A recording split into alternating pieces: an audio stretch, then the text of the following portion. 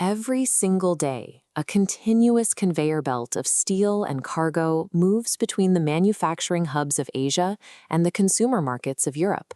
This shows the traditional maritime corridor. Goods depart East Asia, cross the Indian Ocean, and thread up into European ports. But look closely.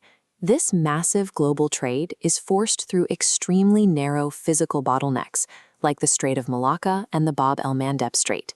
These specific choke points are surrounded by volatile regions. They are highly susceptible to piracy, regional wars, and sudden geopolitical blockades. For rising economic superpowers like India and China, their entire supply chain depends on a single, vulnerable southern corridor. To these nations, relying on a path that can be shut down overnight is a strategic liability. This globe shows a geographic reality that 2D maps hide.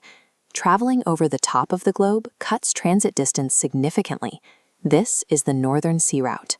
It's a 5,600-kilometer corridor stretching entirely across the northern coast of Russia, linking the Pacific and Atlantic Oceans. Historically, this was a frozen dead end, but the rapid melting of Arctic sea ice has opened extended windows where commercial shipping is entirely viable. To maintain this passage, Russia deploys specialized fleets of nuclear-powered icebreakers. They physically shatter the frozen surface to carve open navigable channels for commercial vessels. China has already made its move. A Chinese shipping company recently sent its first regular, non-experimental container cargo straight through the Arctic ice. Sending a ship from China to Europe through the southern route takes 40 days. Taking the Arctic route takes exactly 20. By cutting the journey in half, China has moved the focus of global logistics toward the north. China's push into the Arctic is driven by the Malacca dilemma, Beijing's concern that Western powers control the southern shipping lanes. If a major global conflict were to break out, hostile navies could park their warships in the southern straits, immediately blockading China's energy imports and suffocating its export economy. This map shows China's defensive countermeasure. By loading cargo in eastern ports like Ningbo, sailing straight up through the Bering Strait, and hugging the Russian coast all the way to the UK, they bypass the southern choke points entirely.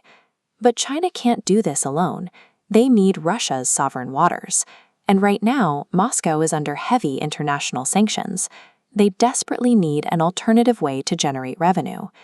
The frozen, rocky landscape along the Russian Arctic coast happens to hold massive, unexploited reserves of oil, natural gas, and rare earth minerals.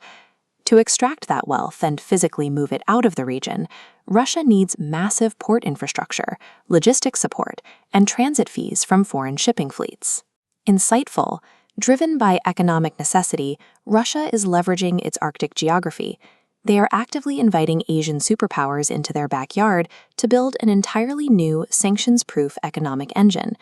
India is situated thousands of miles from the polar circle, nearly on the equator, yet New Delhi is moving to secure its own presence in these freezing waters.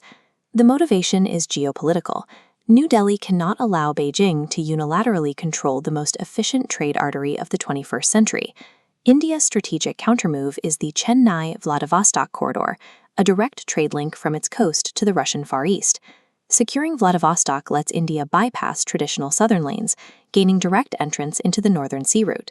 The Indian Ministry of External Affairs has already confirmed bilateral negotiations with Moscow. India is actively planning to send its first official cargo ship through the Arctic route next year. By establishing this link, India ensures it has a seat at the table in the Arctic, providing a strategic counterweight to Chinese influence in the Northern Sea Route. The United States and its Western allies are watching this convergence of Russia, China, and India with anxiety. They face the prospect of losing strategic influence in the high north. The very environmental shift that made this route viable is now being accelerated by the traffic it attracts. As these massive cargo ships plow through the icy waters, their exhaust stacks emit thick plumes of soot, known technically as black cargon. When that dark soot coats the white environment, it changes the physics of the ice. Instead of reflecting sunlight, the darkened surface absorbs solar heat, causing the sea ice to melt at a faster rate.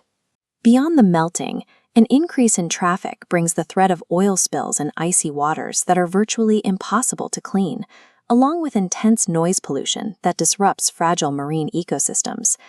India and China are securing their strategic autonomy through the North, but the prize they are winning is fueling a climate crisis, one that will ultimately bring rising sea levels back to the shores of both nations.